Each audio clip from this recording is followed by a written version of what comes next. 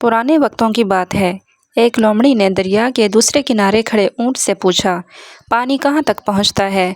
ऊँट ने जवाब दिया, घुटने तक। लोमड़ी ने पानी में छलांग लगाई, डूबने लगी, कभी गोते खाती, कभी सर बाहर निकालती।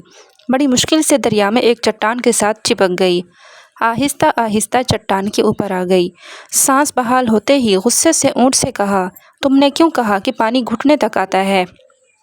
ऊँट ने जवाब दिया, हाँ, पानी मेरे घुटने तक ही आता है। प्यारे दोस्तों, तो इससे हमें क्या सबक मिलता है कि जब आप किसी से मशवरा करते हैं तो अमूमन वो आपको अपने तजर्बात की रोशनी में जवाब देता है। मुमकिन है जो बातें उसके लिए फ़ायदा मंद हों वो आपके लिए नुकसानदा साबित हों। प्यारे दोस्तों, आपको मेरी वीडियो के बैकग्राउंड में कौवों की आवाज़ तो सुनाई देती होगी।